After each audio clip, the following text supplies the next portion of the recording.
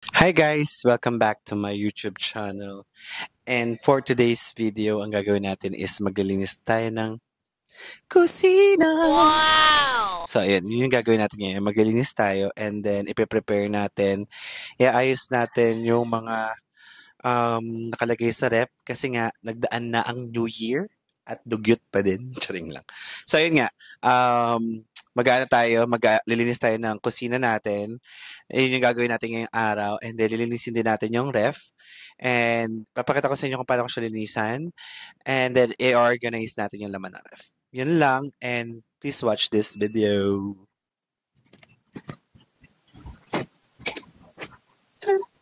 Okay, unahin muna natin yung dito. Unahin muna natin tong ano natin, etong ano natin guys. Ang paglilinis natin sa ating eto. Yung ating mga hugasan. Mga hugasan. So, hugasan muna natin. So, para mahugasan din natin yung laman ng ref, kailangan natin itong hugasan. So, yeah. And then after this, magluluto na tayo. Linisin ko lang ng very light yung ref kasi yung ref is sobrang dumi.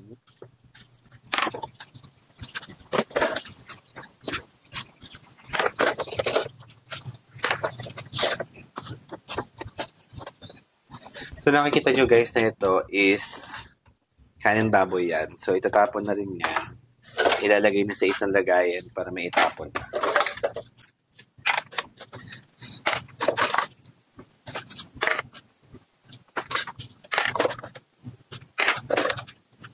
Actually guys, ngayon ako naghugas. Pakitang tao lang sa inyo. Charing. I mean, naghugas naman ako lagi. Grabe naman yun. Anong ngayon lang? Naghugas naman ako lagi. Pero pag naghugas kasi ako dito, gusto ko nililinisan ko na lahat para isahan na lang ba. Ayoko nung ano. Alam nyo na, may pang gagawin pagkatapos maghugas ng plato. So, ayun. Dinikdik na natin to kasi ito ay nilagyan ng mga ano. Then ayaw ko talaga naghuhugas ng ganito. Kaya ako lang ba, yung gantong hugasan, ayaw ko talaga siyang hinuhugasan. Kasi, tawag dito, mamantika. Kahit to baunan, sobrang mamantika siya guys. Super.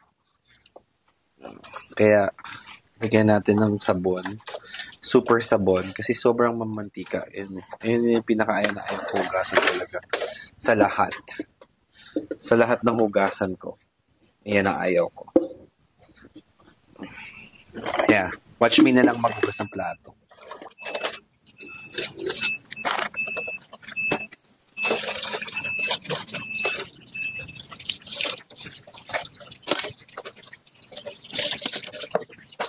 Somewhere out there is something.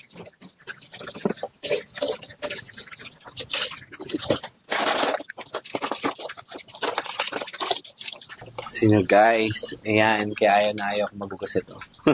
Super oily. Pero, ayan, papakita ko. Hindi siya oily. Nasabunan ng maayos. Ito pa. O, diba? Hindi siya oily, Baka i-judge nyo ako, Well, marami naman judgmental. I cannot please everyone.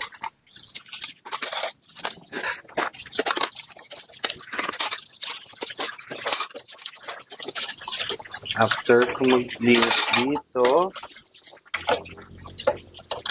magluluto na ako. Mabilis na ako maglinis ng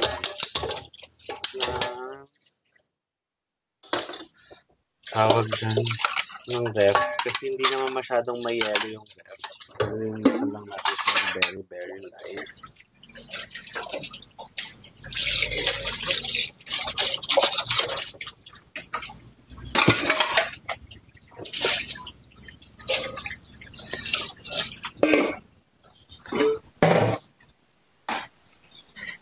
Sarap na tayo.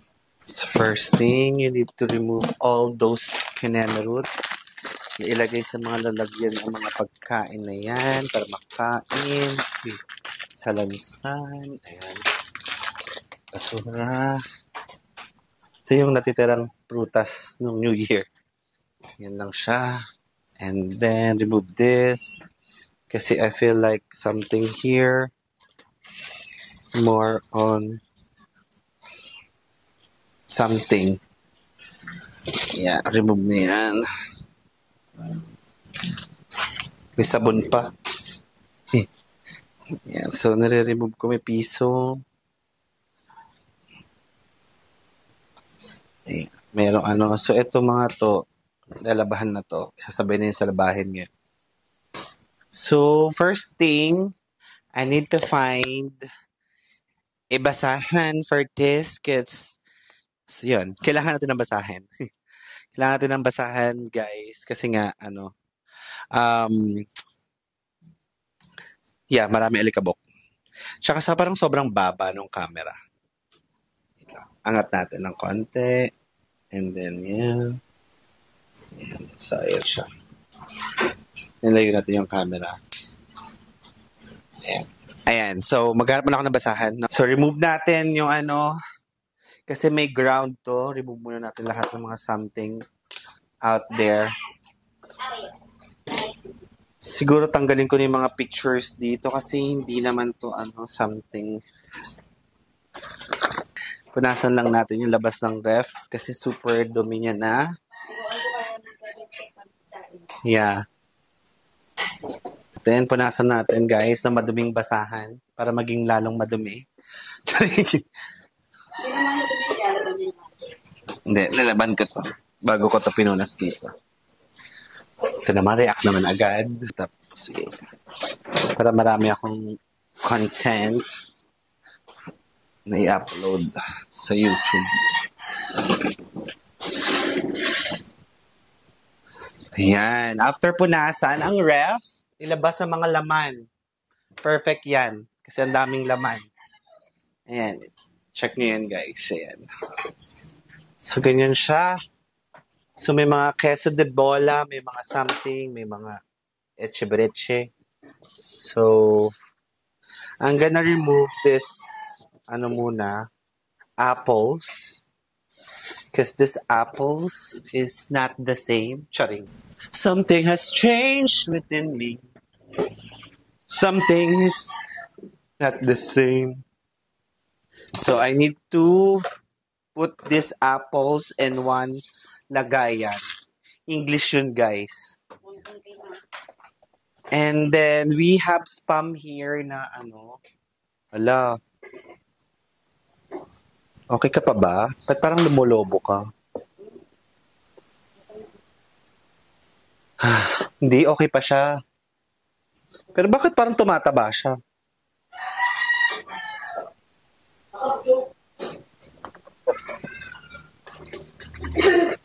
Nakalagay dito, long shelf, form a perfect foam, easy open, source of calcium, vitamin min, value for money, hot and cold application. Sabing ganun. So, hindi pa siya Ayan. So, lagyan natin muna dyan, yung mga yan. Kasi, something has changed within me. Something is not the same. Yun. So, ito, may basag na kasi ito, may cracky. So, kaya mabilis na siyang matanggal. Nagka-crack na siya.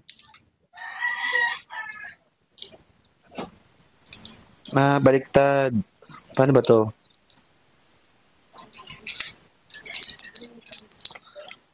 Tama. Yun pa din yun. Nabasag pa siya lalo. Kasi, ayan, nabasag talaga siya. So, ito, milk tea. Tapon na yan. Sibuyas. And I have, here, lagayan ng mga sibuyas. Pero let's remove those laman na kasi hindi naman talaga yun, Ayan. So, yung mga sibuyas na something, tsaka bawang, ilagay na dito sa lagayan na to. Kasi may lagayan naman talaga yan. And then, I don't know what's this. Charing. No, it's pang sa eyes. Hindi ko makita kung nakikita ko ba yung face ko. Ayan. Kasi napuputol yata yung mukha ko. Ayan. So, ayan. I'm gonna remove this caramel syrup.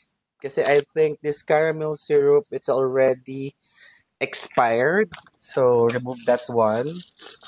And I have Oreo Smash here. This Oreo Smash is, I think, last year pa. So, we need to remove that one also. And this cream cheese. Cream cheese. We all know that cheese, is hindi naman nagkakaroon ng issue when it comes to ano. So, and there is no English ng English, puta. Sorry. Wala naman siyang nakalagay na, ang tawag doon, expiration date. Kaya hindi yan, for sure, hindi na expired. And then, some of the medicine here, we have medicine here. Ito yung mga injectables. So, I need to remove these injectables first. So, I need to remove that so that I can clean the ref. And I'll get water muna. So, I'll get water so that I can, punas-punas this. Ayan. So, get water. Punasan yung mga something has changed. Hindi. Tanggalin lang yung mga dumi dito sa gilid-gilid. Kasi, yan. Kasi medyo madumi talaga siya. Not medyo, as in madumi pala. Bumili ako ng mga lagayan para ma-prepare. So, panoorin nyo na lang ako maglinis. Yun lang.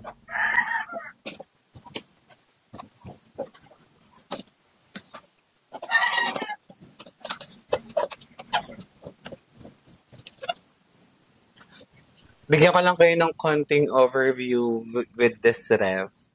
I buy this last 2023. So, medyo luma na siya. Yeah, that's it. And then, next is ito.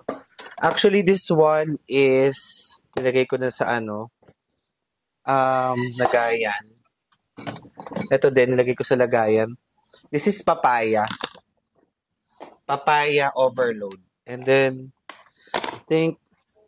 meron pa tong something. May handa pa kami nung New Year. Nandito pa. So, salad. I need to remove this one first. Yeah. Ayan. And then, remove all those things na hindi naman talaga para sa ref. Kasi nagkakaroon ng dumi. So, like, sobrang dumi. So, hugasan yan. Hugasan ko yung ibang part na yun. Hugasan ito, hugasan din. Ito, babasagin, hugasan din. Yeah, we need to wash that all before natin siya ibalik dito kasi sobrang dumi talaga. Ayan. Ayan. So, bale, ito lang yung lilinisan natin kasi yung sa part na taas, malinis naman siya. May mga yellow-yellow. Actually, ayan. Medyo matigas pa yung yellow niya. So, later on, I think we need to remove those yellow muna. Kaso mapupuno na naman yung nasa likod ito. Yeah. I-defrost sana natin kasi hindi naman ganun ka-yellow. Kasi yung yellow niya, sakto lang. Unlike sa ibang rep, talagang sabog yung yellow. So, aayusin lang natin. I-incorporate lang natin. I-incorporate pala, sorry. Yung mga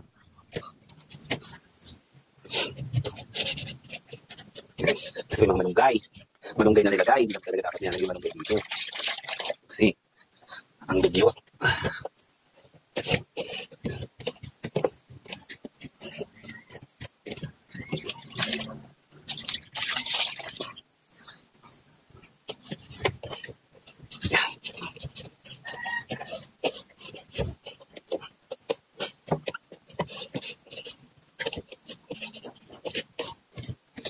So I think lalagyan ko siya ng uling para yung amoy ng rep is mawala kasi yung uling yung nag nag-absorb nung masangsang or masamang amoy ng ref natin, guys. So if you want, ayun yung I think natutunan ko sa matatanda. Sabi daw, yun daw yung ginagawa nila para mawala yung mga kineme.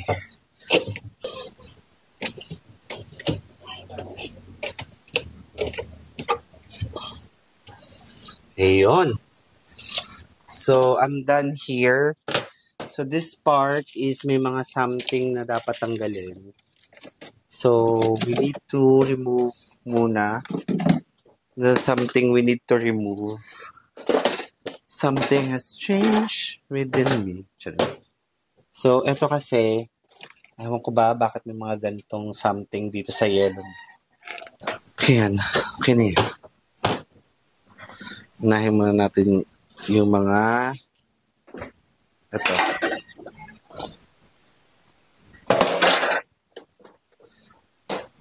Yun guys. So, hugasan na natin yung mga something ng ref. So, para maging malinis na talaga siya. So, unahin muna natin itong babasagin tsaka yung lagayan. Kasi, lagayan na malagayan ng mga prutas or lagayan ng mga tawag doon, gulay. So, lagayan talaga siya ng gulay. Medyo nakakatakot tong isa.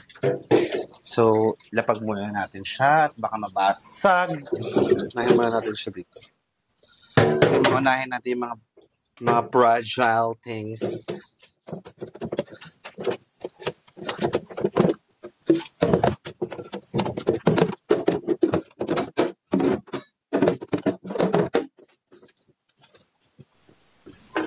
Tsaka natin ipasok doon sa loob ng ref.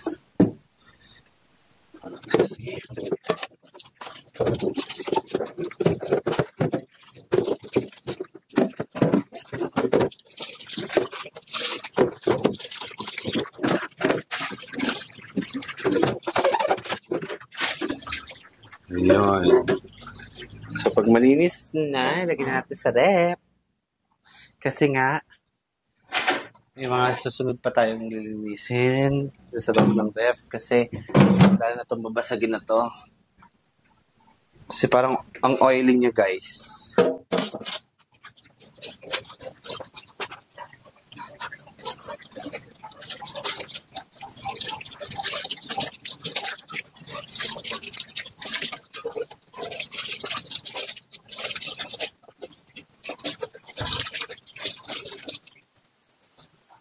Lagyan natin to. Dapat pa ganito siya kasi mas dapat yung madulas na dito sa Pero pag ginawan mo. Ayan. Next, yung mga etechua.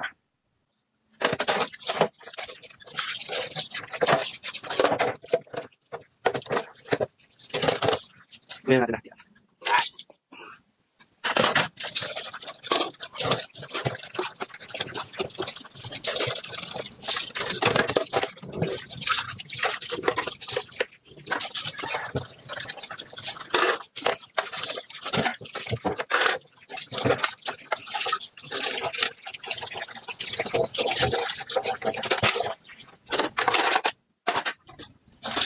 Close my eyes and see. So, ayan siya, guys. Nothing has changed. Nothing has changed. But so, ayan, nalagyan na natin yung mga dapat ilagay sa ref. Pati siya umiikot. Ayan. So, ilagay na natin siya dito. Ayan.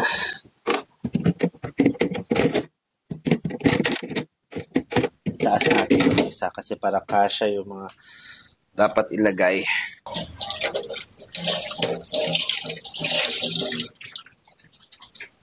Ayan. So, may mga nakikita pa ako na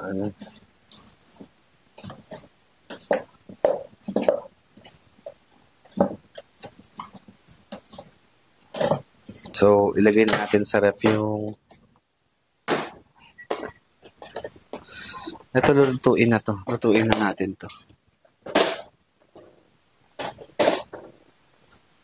Lutuin na yung mga isda. A few minutes later. Hey guys! So ayan, natapos na ako pero konti na lang papakita ko sa inyo. Kasi nalobat yung battery pero nakapag-ayos na ako sa loob ng ref. Ito na siya. Panoorin nyo ang montage. Ayan. Nandito yung loob. Ayan siya. Naayos naman na siya. Ayan, may mga Ayan. So, ayos na. And, ayun, thank you for watching for that clip. Kasi medyo naubusan tayo ng battery. And, next content natin is magluluto naman ako. Panoorin nyo pa din. Charing. Joke lang. So, ayun lang. See you on my next vlog. Bye!